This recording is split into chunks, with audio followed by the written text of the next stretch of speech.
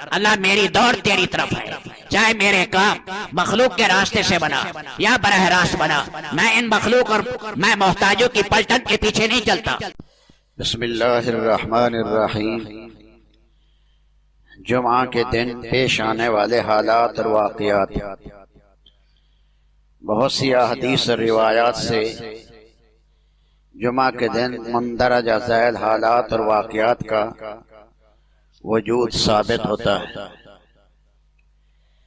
Number 1، جمعہ کے دن حضرت آدم علیہ السلام کو پیدا کیا گیا۔ جمعہ کے دن حضرت آدم علیہ السلام کو جنت میں داخل کیا گیا۔ جمعہ ہی کے دن حضرت آدم علیہ السلام کو زمین پر بھیجا گیا۔ جمعہ ہی کے دن حضرت آدم علیہ السلام کی توبہ قبول کی گئی۔ جمعہ ہی کے دن حضرت آدم علیہ السلام کی وفات ہوئی۔ جمعہ ہی کے دن ایک قبولیت کی گھڑی ہوتی ہے۔ جمعہ کے دن قیامت قائم ہوگی۔ قیامت جمعہ کے دن قائم ہونے کی وجہ سے سوائے انسان اور جنات کے سب چرند پرند اور آسمان اور پہاڑ اس دن سے ڈرتے ہیں۔ جمعہ کا دن مسلمانوں کے لیے ہفتہ وار عید کا دن ہے۔ جمعہ کے دن مسلمانوں کے دین کی تکمیل ہوئی۔ جمعرات یا شب جمعہ میں اللہ تعالیٰ کے حضور اعمال کی پیشی ہوتی ہے۔ آخرت میں جمعہ کے دن جنتیوں کو اللہ تعالیٰ کی زیارت کی نعمت حاصل ہوگی۔ جمعہ کے دن جنت میں بازار قائم ہوگا۔ جمعہ کا دن در حقیقت انسان اس کے مبدا اور معاد یعنی ابتدا اور اس کی پیدائش اور اس کے انجام کو یاد دلانے والا دن ہے۔ حضرت ابو سعید خدری کی ایک مرفوع روایت میں ہے کہ جمعہ کے دن سورۃ کہف پڑھنے کا ذکر آیا ہے۔ نبی صلی اللہ علیہ وسلم نے فرمایا جو شخص جمعہ کے دن سورۃ کہف پڑھ لے، اس کے لیے اس کی جگہ سے لے کر بیت العتیق یعنی خانہ کعبہ کے درمیان جتنا فاصلہ روشنی ہے، اتنی روشنی اللہ اسے آخرت میں عطا کرے گا۔ ایک حدیث میں جو شخص سورۃ کہف کو جمعہ کے دن پڑھ لے، اس جمعہ سے لے کر اگلے جمعے تک بلکہ مزید 3 دن بھی یعنی 10 دن کے گناہ معاف کر دیے جاتے ہیں۔ جو شخص اس سورت کی آخری 5 آیتوں کو سوتے وقت پڑھ لے تو اللہ تعالیٰ اس کو جس وقت وہ چاہے گا نیند سے بیدار فرما دیں گے۔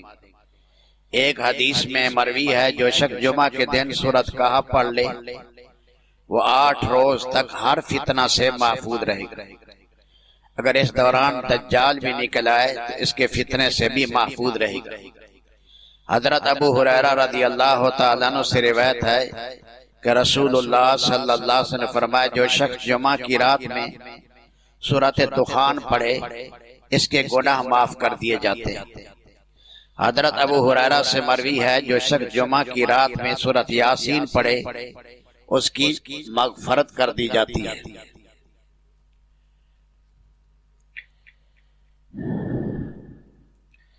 حضرت عون ابن ابی جحفہ سے روایت ہے اسماء بنت ابی بکر نے فرمایا جو شخص جمعہ کے دن سورۃ فاتحہ، سورۃ اخلاص، سورۃ فلق، سورۃ الناس یہ 4 سورتیں پڑھے گا اس کی اس جمعہ سے لے کر اگلے جمعے تک حفاظت کی جائے گی۔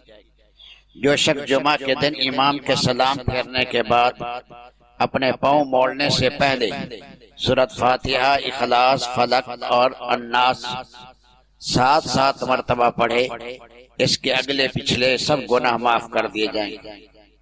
عبداللہ ابن عباس سے روایت ہے جو شخص جمعہ کے دن 100 مرتبہ پڑھے 100 سبحان اللہ العظیم و بحمدہ، یاد ہو جائے گا سبحان اللہ العظیم و بحمدہ، جمعہ کے دن 100 مرتبہ پڑھے اس کے 1000 اور اس کے والدین کے 24,000 گناہ معاف ہوں۔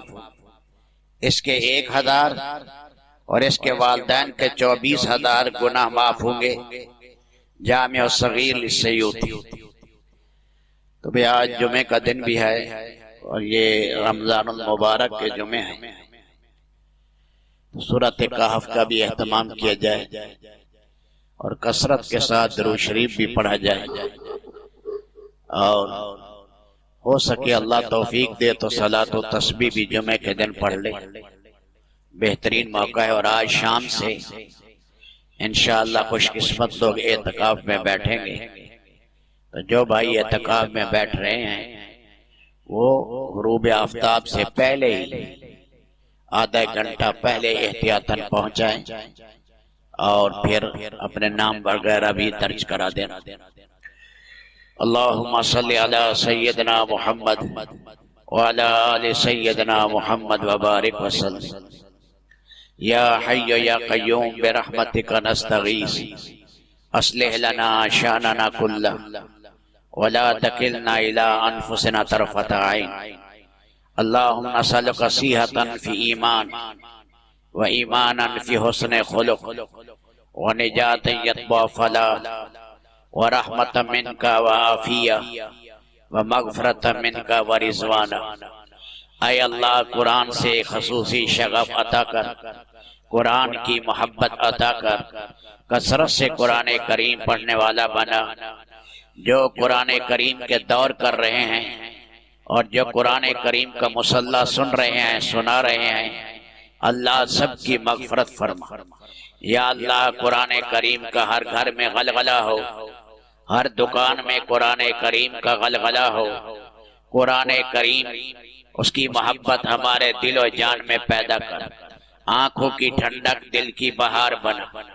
یہ ہمارے طالب علم پڑھتے رہے سارا سال، آج ان کی چھٹی ہو رہی ہے، یا اللہ ان سب بچوں کو نیک بنا، یا اللہ ان سب بچوں کو نیک بنا۔